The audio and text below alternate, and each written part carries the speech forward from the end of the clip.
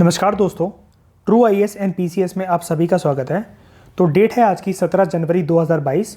तो लीजिए आपके सामने पेश है एक बिल्कुल ही नई सीरीज़ जिसमें हम लोग बात करेंगे डेली एक स्टैटिक सब्जेक्ट के कोर्स को हम लोग कवर करेंगे। एमसीक्यूज़ की फॉर्मेट में दोस्तों कवर करा जाएगा। आज जो है हम लोग पहला सेशन जो है अपना स्टार्ट करने जा रहे हैं, इंडियन पॉलिटी से स्टार्ट करेंगे। ये कोर्स जो होगा दोस्तों, और इस चैनल पे आपसे जो भी कोर्स होंगे वो सारे के सारे बायलिंगुअल होंगे, इंग्लिश और हिंदी दोनों में आपको देखने को मिलेंगे। तो दोस्तों 5 सीरीज़ जो हैं आपको साइमल्टेनियसली यहाँ पर देखने को मिलेंगी। घटना चक्र की सीरीज़ जो कि हिस्ट्री की स्टार्ट हो चुकी है, पॉलिटिकल साइंस की आपको जल्द ही देखने को मिलेगी। इसके अलावा डेली एक स्टैटिक सब्जेक्ट को हम लोग टारगेट करने की बात कर रहे थे, तो आज से हमने जो है पहला सब्जेक्ट जो लिया है वो इंडियन पॉलिटी लिया है। इसके अलावा आपको विद इन अ वीक, जैसा कि मैंने आपको बोला था, मध्य प्रदेश की जीके देखने को मिल जाएगी और 2 तरह के करंट अफेयर्स हम लोग कवर करेंगे, एक स्टेट पीएससी से रिलेटेड, एक यूपीएससी से रिलेटेड। तो इस डिस्कशन की दोस्तों जो पीडीएफ्स होंगी आप वो अवेल कर सकते हैं। इस वीडियो के नीचे जाकर डिस्क्रिप्शन बॉक्स में जाइएगा और टेलीग्राम चैनल को ज्वाइन कर लीजिए। वहाँ पर आपको सभी पीडीएफ्स जो है मिल जाएंगी। कुछ ऐसा सिंबल आपको दिखेगा और इसके अलावा कोई डाउट हो, कोई क्वेरी हो, आप नीचे 2is1995@gmail.com पर मेल कर हमें कोई भी अपनी क्वेरी पूछ सकते हैं। तो चलिए दोस्तों डिस्कशन स्टार्ट कर सकते हैं।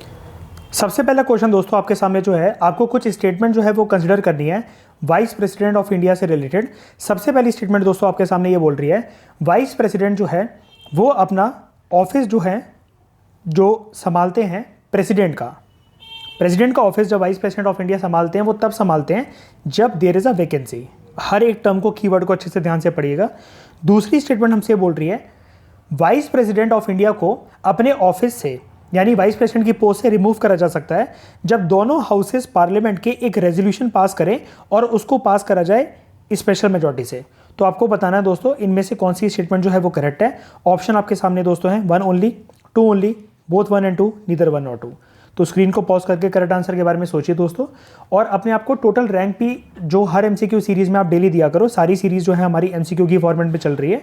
हम लोग सारा सब्जेक्ट कॉम्प्रिहेंसिव तरीके से कवर कर रहे हैं, लेकिन क्वेश्चन आंसर की फॉर्मेट में, तो आपकी एलिमिनेशन स्किल्स जो है ना वो कवर हो जाए।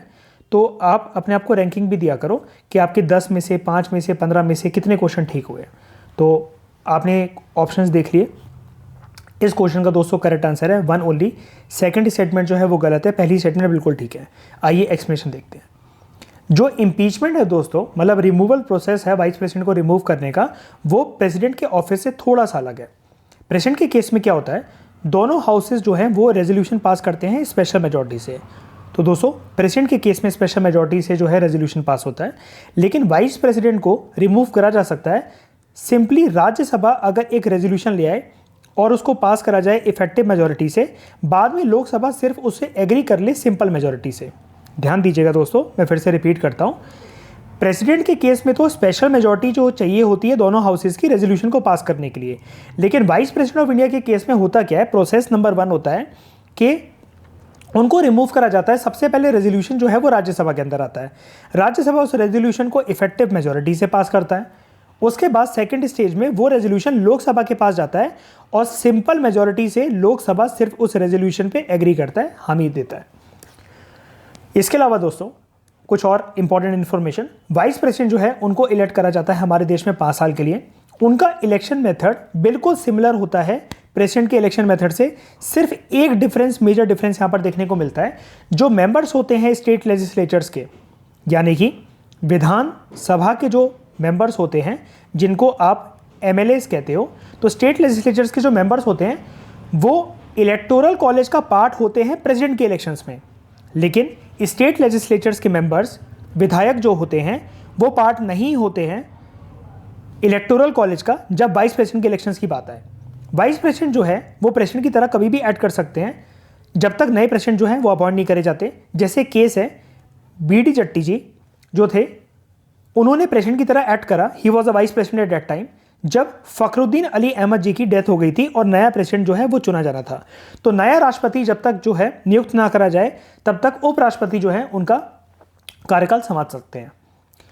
अगले क्वेश्चन की तरफ दोस्तों हम लोग बढ़ते हैं। अगला क्वेश्चन दोस्तों हमसे पूछ रहा है कि वाइस प्रेसिडेंट ऑफ इंडिया के इलेक्शन के रिगार्डिंग, कि वाइस प्रेसिडेंट ऑफ इंडिया को अगर एलिजिबल होना है इलेक्शन लड़ने के लिए, तो आपको ये बताना है कि इनमें से कौन सी कंडीशन जो है वो नेसेसरी है। कॉन्स्टिट्यूशन में क्या बोला गया है कि कौन सी कंडीशंस को फुलफिल करना वाइस प्रेसिडेंट के लिए नेसेसरी है। तो पहली स्टेटमेंट देखते हैं दोस्तों। पहली स्टेटमेंट हमसे बोल रही है वाइस प्रेसिडेंट जो है उनको उनकी उम्र जो है 30 साल से कम नहीं होनी चाहिए। दूसरी स्टेटमेंट दोस्तों हमारे सामने है that person should be qualified कि वो इलेक्शन लड़ सके एज राज्यसभा मेंबर। तीसरी स्टेटमेंट हमसे बोल रही है अगर वाइस प्रेसिडेंट ऑफ इंडिया चुना जाना है किसी पर्सन को तो that person should not hold office of profit, ना ही यूनियन गवर्नमेंट के अंदर, ना ही स्टेट गवर्नमेंट के अंदर, ना ही लोकल अथॉरिटी के अंदर, ना ही किसी पब्लिक अथॉरिटी में। तो इस ऑफिस ऑफ प्रॉफिट वो नहीं संभाल सकते। इन सब में से आपको करेक्ट कोड चुनना है दोस्तों 1 and 2, 2 only, 2 and 3 only, 1, 2 and 3। तो सोच के बताइए दोस्तों इस क्वेश्चन का करेक्ट आंसर क्या होगा।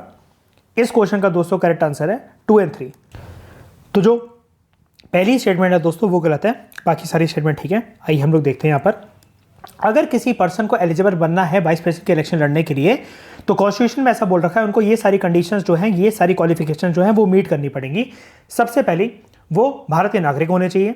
तीसरा 35 साल की एज एटलीस्ट वो कंप्लीट कर चुके हों, और दूसरा ये था 35 साल की एज कंप्लीट कर चुके हों। तीसरा he should be qualified for election as member of the Rajya Sabha, उन्हें राज्यसभा के सदस्य के रूप में चुनाव के लिए योग्य होना चाहिए। उनको किसी भी तरह का ऑफिस ऑफ प्रॉफिट जो है, स्थानीय प्राधिकार जो है या सार्वजनिक प्राधिकार जो है वो नहीं संभालना चाहिए यूनियन गवर्नमेंट के अंदर, स्टेट गवर्नमेंट के अंदर, लोकल अथॉरिटी के अंदर या फिर अलग पब्लिक अथॉरिटी के अंदर।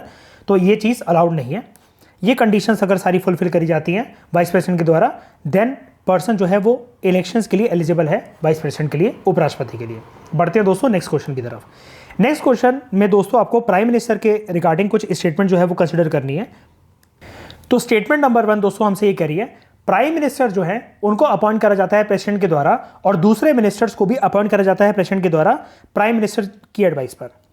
सेकंड स्टेटमेंट सारे executive actions government of India के फॉर्मली प्राइम मिनिस्टर के नेम में लिए जाते हैं। आपको बताना है इनमें से कौन सी स्टेटमेंट दोस्तों इनकरेक्ट है। इसमें देखो काफी बच्चे गलती करते हैं।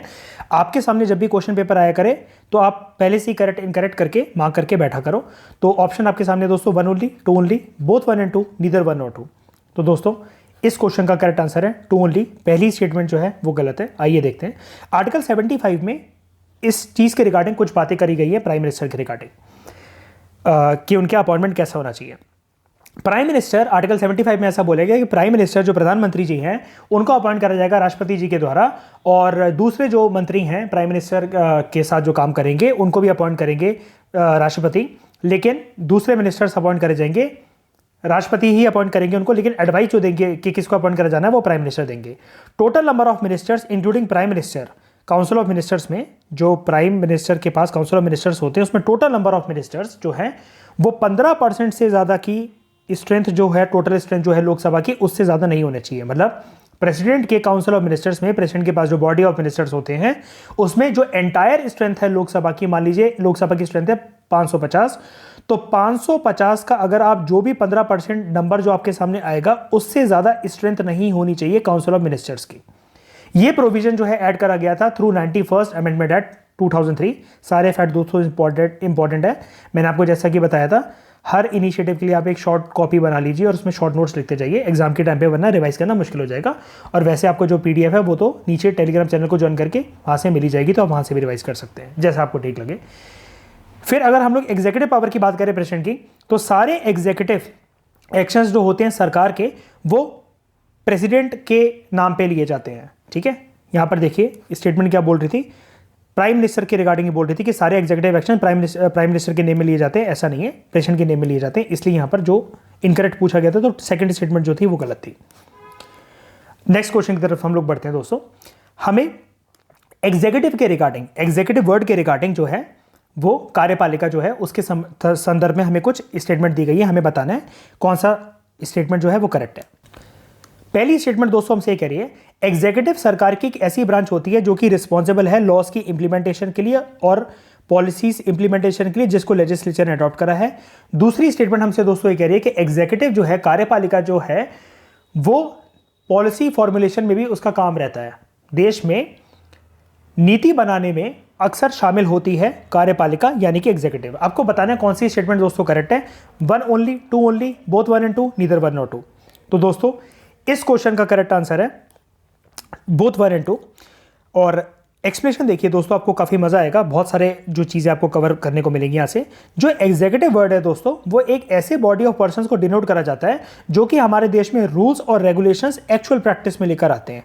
यानी कि अगर आपको मैं शॉर्ट में बताऊं, लेजिस्लेचर का काम होता है दोस्तों लॉ मेकिंग, एग्जीक्यूटिव का काम होता है लॉ इंप्लीमेंटेशन, लॉ को एग्जीक्यूट करना, और जुडिशरी का काम ये होता है ये देखना कि लेजिस्लेचर ने जो लॉ बनाए, एग्जीक्यूटिव ने जो लॉ इंप्लीमेंट करे, तो कानून के दायरे को, कानून की मर्यादा को, कॉन्स्टिट्यूशन की बाउंड्रीज को वो क्रॉस तो नहीं कर रहे हैं। अगर वो कर रहे होंगे तो जुडिशरी अपनी पावर का एक इस्तेमाल करती है जिसको हम लोग कहते हैं पावर ऑफ जुडिशियल रिव्यू। वो किसी भी एक्ट को फिर नल एंड वॉइड जो है वो डिक्लेयर कर देती है। एक हिंट मैं आपको देता हूं, 99th कॉन्स्टिट्यूशनल अमेंडमेंट एक्ट को जुडिशरी ने नल एंड वॉइड यानी कि अनकॉन्स्टिट्यूशनल डिक्लेयर कर दिया था। कमेंट बॉक्स में जाके दोस्तों ये बताइए कि 99th कॉन्स्टिट्यूशनल अमेंडमेंट एक्ट था किससे रिलेटेड जिसको जुडिशरी ने नल एंड वॉइड डिक्लेयर करा। तो हम लोग प्रिंसिपल फंक्शंस की बात करते हैं दोस्तों, एग्जीक्यूटिव के वापस आते हैं। एग्जीक्यूटिव एक ऐसी ब्रांच है गवर्नमेंट की जो कि रिस्पॉन्सिबल है लॉस की इंप्लीमेंटेशन के लिए और ऐसी पॉलिसीज की इंप्लीमेंटेशन के लिए जिसको लेजिस्लेचर ने ऑलरेडी फ्रेम कर दिया है। एग्जीक्यूटिव जो है, जो ऐसा कानून जिसको बना दिया है, एग्जीक्यूटिव जो है वो पॉलिसी फॉर्मुलेशन में उसका अहम रोल रहता है। जो एग्जीक्यूटिव के लिए दोस्तों जो डेजिग्नेशन, मतलब जो टर्म यूज करी जाती है ना एग्जीक्यूटिव, ये हर कंट्री में एग्जीक्यूटिव नहीं बोला जाता है, कंट्री टू कंट्री वेरी करती है। जैसे एग्जीक्यूटिव के लिए कुछ कंट्रीज में टर्म यूज करी जाती है राष्ट्रपति, प्रेसिडेंट, दूसरी कंट्रीज जैसे जर्मनी उनमें यूज करी जाती है टर्म चांसलर।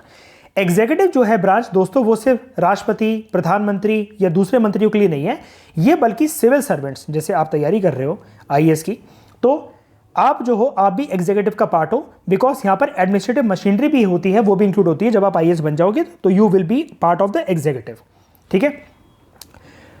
तो दोस्तों जब हेड ऑफ द गवर्नमेंट और उनके मिनिस्टर्स के पास रिस्पॉन्सिबिलिटी होती है सरकारी पॉलिसी बनाने की, तब उस एग्जीक्यूटिव को हम लोग कहते हैं पॉलिटिकल एग्जीक्यूटिव, यानी ministers like prime minister, other ministers, union ministers, उनको हम लोग कहते हैं पॉलिटिकल एग्जीक्यूटिव।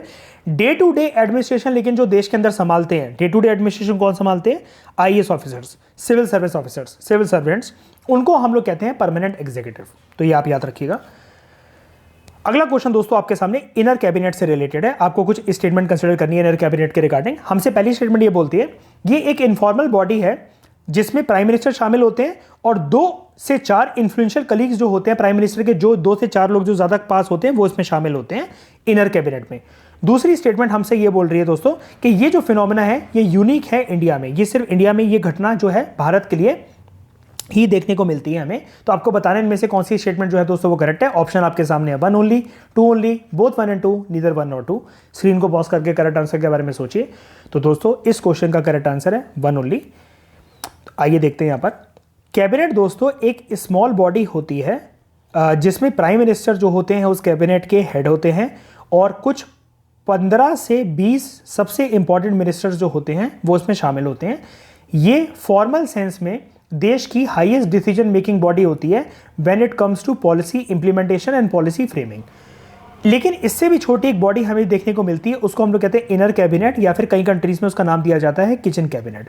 जैसे यूके में बोला जाता है किचन कैबिनेट। ये रियल सेंटर ऑफ पावर जो है, ऐसा माना जाता है दोस्तों कि हिडन सेंस में या फिर रियल सेंस में जो पावर है वो इस किचन कैबिनेट के पास ही होती है। जो क्रिटिसाइजर्स होते हैं वो ऐसा बोलते हैं कि कैबिनेट तो सिर्फ दिखाने के लिए होता है, मेन पावर जो अंदर से लाई करती है, हिडन तरीके से लाई करती है, वो इनर कैबिनेट के पास लाई करती है, किचन कैबिनेट जिसको बोलते हैं।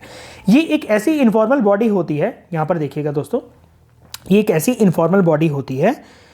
ये एक बात और बताना चाहूँगा मैं आपको, जो कैबिनेट है ना दोस्तों, यहाँ पर देखिए इंपॉर्टेंट है, ये क्वेश्चन बन सकता है। कैबिनेट फॉर्मल सेंस में टर्म जो है वो यूज़ करा जाता है। इनर कैबिनेट जो है वो कॉन्स्टिट्यूशनल टर्म नहीं है, वो इनफॉर्मल बॉडी कंसिडर करी जाती है, ये आप याद रखिएगा।